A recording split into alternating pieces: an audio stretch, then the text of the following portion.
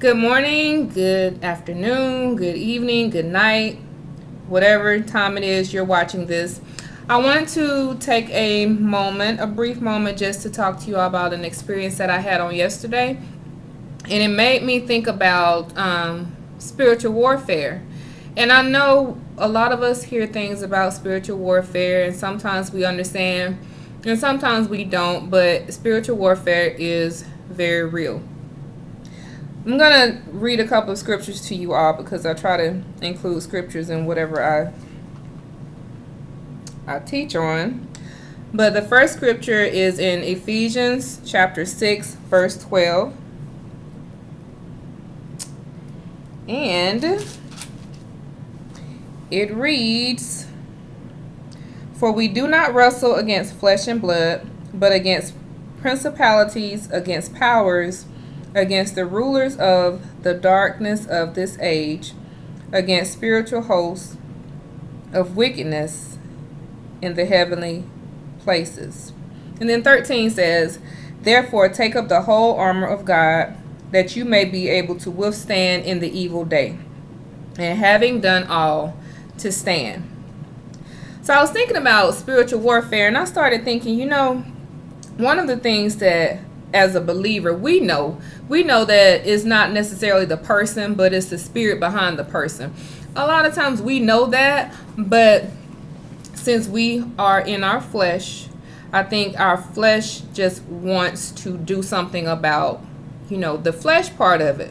Because if somebody wrongs you or offends you or does something to you, I think it's kind of human nature for you to want to do something. You may not want to seek revenge, but you may not always be in a corner praying that the Lord bless you. You stole from me and you did me wrong, and you slept with my husband, and you violated my child, but God bless you. We probably don't think that right off the bat. But what we have to be intentional about is recognizing that behind these people who are evildoers, the ones who, and sometimes I don't even know if I want to say that people are evildoers, because that spirit can get on anybody. That spirit can get on anybody and cause any of us to do anything crazy if we allow it. But it's the spirit. Satan is a coward. He hides behind people. And so he's the one that he'll throw the rock and he'll hide behind somebody else. And then what we think is that they threw that rock at us. They didn't throw that rock at us. Satan threw that rock and hid behind them.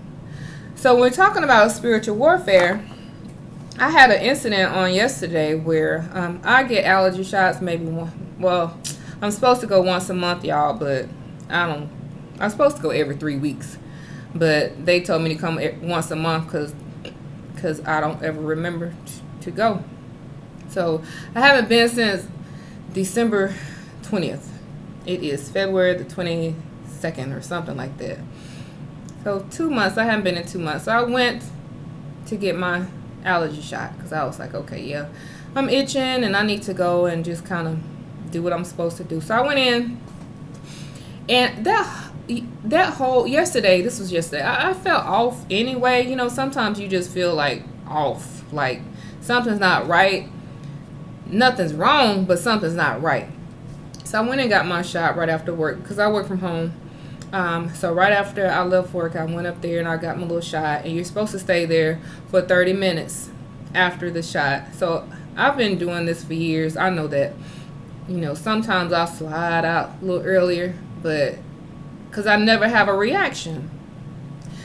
So yesterday I sat there after I got my shot, like 5 minutes after the shot, I started feeling weird. And I was like, well, maybe, something's wrong, but you try to act like nothing's wrong. So I said, well, maybe it's because I haven't had this shot in 2 months. So I said, okay, it'll pass. So about 10 minutes later, I said, okay, something not right. So I'm sitting there and I'm feeling just bad. And so about 15 minutes, I was looking at the timer because they give you a timer. And once your timer goes off, you can leave. It was about 15 minutes into it. And so I went to the front desk and I said, well, I need to go home. I said, I need to leave. And they said, what do you mean you need to leave? I said, because I don't feel right. Because that's kind of my solution to everything. If I'm not feeling well, I think if I go to sleep, I'll be fine. And they said, well, no, we can't let you leave. So, we're going to take you in the back. And I said, well, I just need some Benadryl. I'm not trying to pay a copay just to get some Benadryl. I have Benadryl at my house, or I can stop by, someplace along the way and just get some Benadryl. Because I was not trying to pay them some money for that. So by the time they got me from the front desk to the back office in the back, one of the rooms, I was coughing so bad, and I kept coughing because it felt like my chest was trying to close up. And so I was coughing just so I can keep air in my airways. But the whole time I'm like, I'm fine. I just need some Benadryl, y'all. We ain't got to make no scene out of this. So the nurse, she came back and she gave me some different things. She gave me some stuff to take, probably like 5 or 6 pills. I don't even know what it was, because by then I was just like, look, what do I need to do? Because I knew, this a little bit more is probably more serious than I think, more serious than I'm willing to admit right now. So she gave me the pills, and again, I'm thinking just a little fluke, because I've never had a reaction like that. I've never had to use my EpiPen. I've never thought that I'd have to use my EpiPen. I'm thinking something just went wrong. And so she stayed with me. I stayed back there maybe another 10 minutes or so. And I was like, I think I'm fine. I'm fine. And so she's watching me. I don't think she all the way believed me, but they've seen me so much. And I think she knows that if I actually felt like something was for real wrong, I would have told them. So I said, I'm fine. So I left. I was driving home.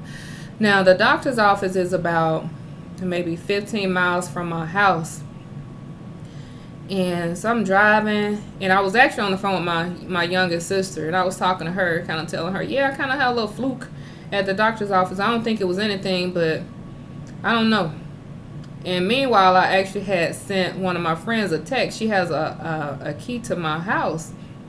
And I sent her a text, and I was like, okay, well, if you don't hear from me by 7:30, open my door. Because by now I'm like, okay, well, just in case. So all of a sudden I started feeling like some heaviness on my head. Like something was like pulling down on my face. And so I looked in my rearview mirror, and I saw like my face was swelling. I said, well, no, my face not swelling. So I looked again, like my right eye was completely swollen shut, and my left eye was like maybe halfway swollen shut. They were just swollen, like something off a movie.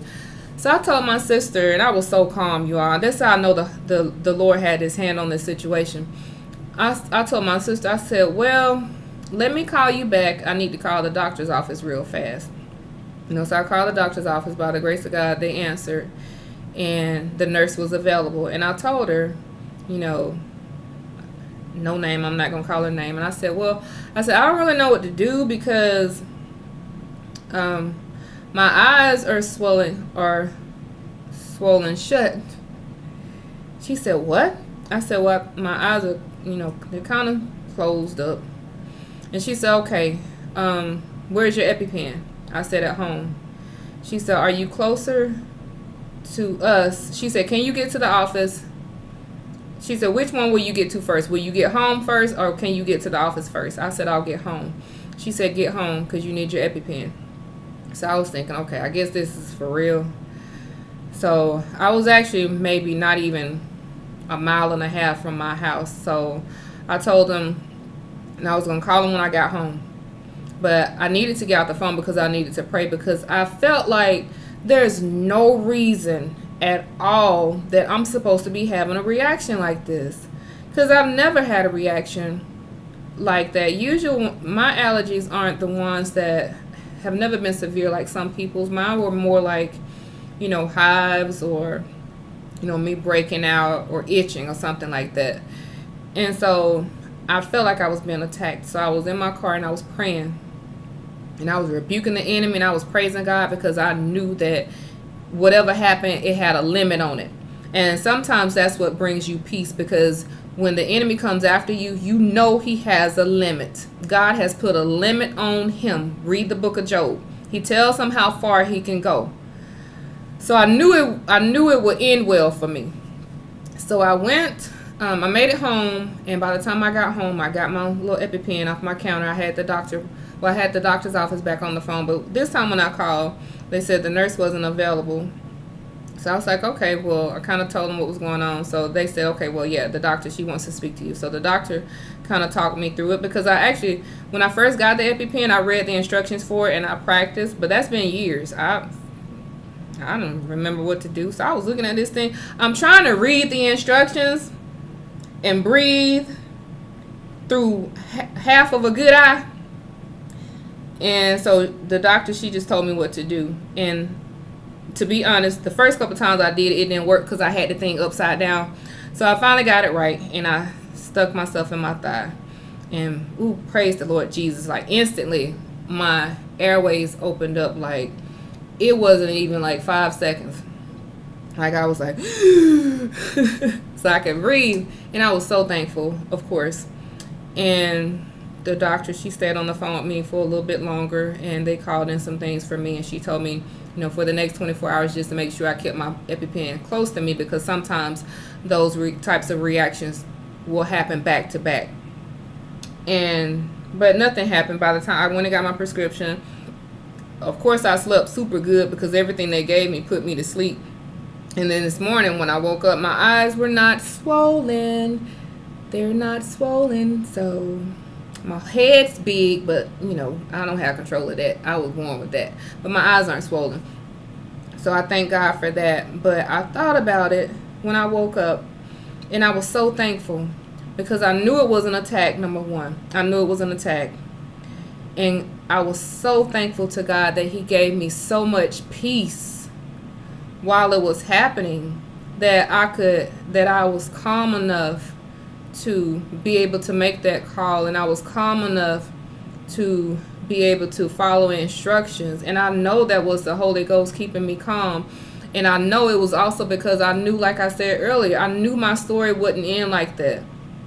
I knew my story wouldn't end like that. And that's when we talk about spiritual warfare. There's so much happening out here where the enemy's trying to do anything he can to catch us off guard. He's trying to do anything he can. Sometimes he'll get a person to say something to us to offend us. And you know what's so crazy? He'll get somebody to do something to us, and we and tangle us all up and get us in an uproar, and then we have all this unforgiveness in our hearts, and we have all this bitterness, and it turns and it just changes us. And he's just sitting back laughing at us, because that was always his plan. So what we have to do is we have to learn how to aim our weapons rightly.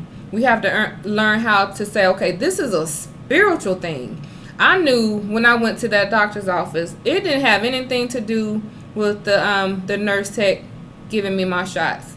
It didn't have anything to do with what was in that serum. It had everything to do with the fact that the devil used that moment to try to come after me. So the Lord, the Holy Ghost, let me know this is a spiritual attack, and you got to approach this spiritually. That's why when I was on the phone with them, I needed to get off, because I had to go in the spirit, and I had to pray for myself. We got to learn how to pray for ourselves. When that heaviness spirit comes over you and you feeling depressed and that enemy's telling you to blow your brains out, that's a spiritual attack.